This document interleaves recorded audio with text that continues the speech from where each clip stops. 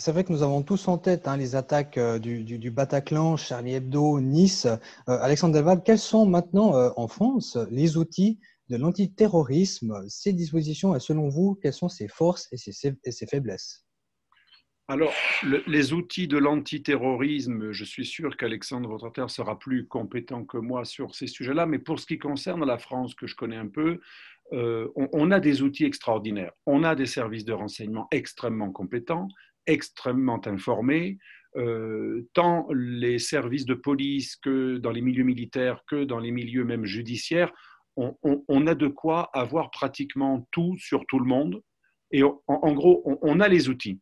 Mais pour des raisons qui finalement ne sont pas des raisons techniques ou de capacité humaine, ou de ministère ou de fonctionnaires, pour des raisons de coût, premièrement. Donc, je vais vous donner un exemple. Pour surveiller quelqu'un dont on sait qu'il est radicalisé, en France, un haut fonctionnaire de la police me disait qu'il lui faut figurez-vous, entre 14 et 18 personnes pour surveiller un radicalisé qui peut être dangereux, pour être certain qu'il soit surveillé en permanence, 24 heures sur 24. Il ne faut pas un fonctionnaire, il en faut entre 14 et 18. Et on n'a même pas l'équivalent de, si on devait tous les suivre, tous ceux qui ont été relâchés, qui sont connus, qui n'ont pas encore été attrapés, mais qui sont quand même connus pour radicaux, ceux qui risquent de récidiver, qui ont fini leur peine, ceux qui reviennent de Syrie, qui sont surveillés, etc. Tous ces gens, il nous faut à peu près 10 fois plus de fonctionnaires pour les surveiller. Donc, manque d'argent, manque de fonctionnaires, pas manque d'outils, manque de moyens, en fait, tout simplement. Deuxième obstacle, parce qu'on a les outils, eh bien, c'est un obstacle judiciaire qui est extrêmement difficile à gérer dans nos démocraties qui, de plus en plus, ont une lecture anti-souverainiste et une lecture qui favorise une interprétation assez abstraite du droit. Aujourd'hui, ce n'est pas la loi qui compte le plus. On a une loi, par exemple, qui permet d'expulser, de retirer quelqu'un sa nationalité, qui permet de renvoyer dans son pays un mineur non accompagné qui en fait est un faux mineur, etc.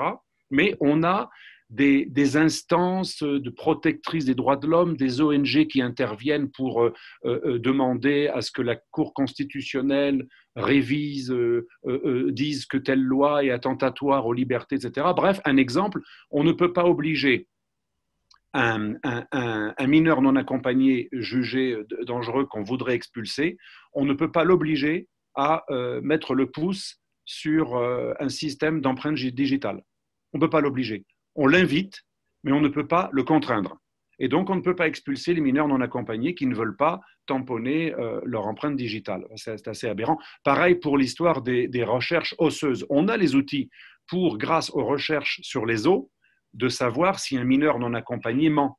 Ça coûte 2,3 milliards par an en France, rien que les 60 000 mineurs non accompagnés, dont beaucoup alimentent la délinquance et d'autres sont des radicalisés potentiels ou reconnus. Vous voyez, rien que l'histoire des empreintes ou des recherches osseuses, c'est un véritable casse-tête parce que la loi française, au départ, permettrait de faire beaucoup de choses, ou alors l'exemple de retirer la nationalité des gens qui sont double nationalité, ils ne risquent pas d'être apatrides, ou des gens qui sont que étrangers. On pourrait normalement retirer la nationalité à tous les gens qui sont des radicaux susceptibles de passer à l'acte terroriste, mais le grand spécialiste du terrorisme en France, Jean-Marie Brizard, qui tient le Centre d'analyse du terrorisme, le CAT, disait lui-même, si on enlevait la nationalité française à tous ceux qui ont une double nationalité, donc qui ne peuvent pas devenir apatrides si on les prive de cette nationalité. Et le droit le permet, et si on les renvoyait dans le pays d'origine, dont ils ont la nationalité,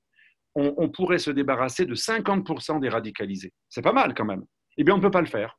Parce qu'il est très rare qu'on enlève la nationalité de quelqu'un, bien que le droit le permette, parce qu'il y a des interprétations, des ONG, des juges, des instances médiatrices, protectrices des droits, etc., qui font qu'on a une lecture abstraite du droit qui se réfère plus aux droits de l'homme et à des instances internationales qui nous obligeraient à ceci ou à cela. Pareil pour les clandestins, par exemple. Aujourd'hui, l'Union européenne et l'OSCE et le Conseil de l'Europe, soi-disant, et l'ONU nous obligeraient à dépénaliser l'aide à l'immigration clandestine. Le droit français, normalement, pénalise gravement le clandestin et celui qui l'aide à venir et celui qui l'aide à continuer à rester.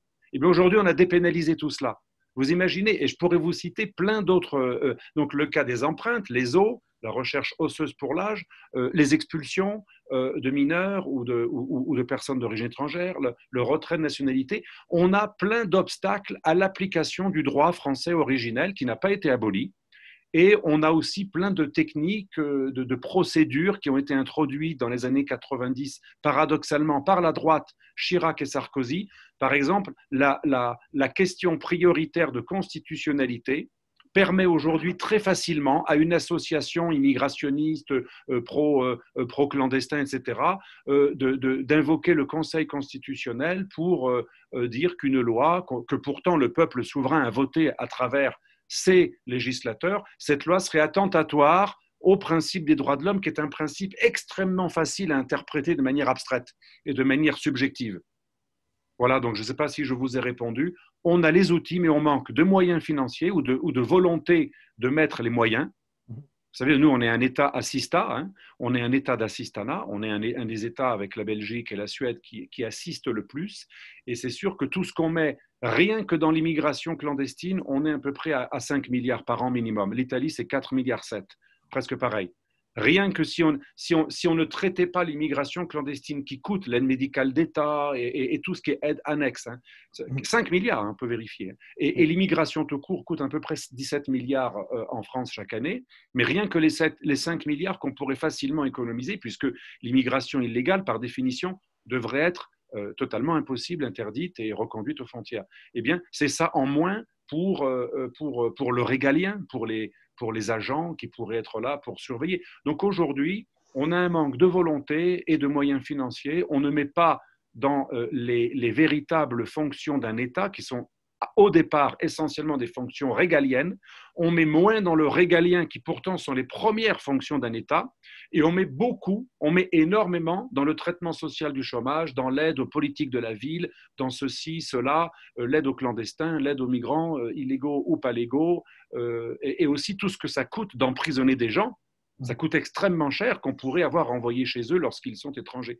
Donc vous voyez, voilà, c'est un choix. La France n'a pas fait le choix du régalien, elle a fait le choix du social.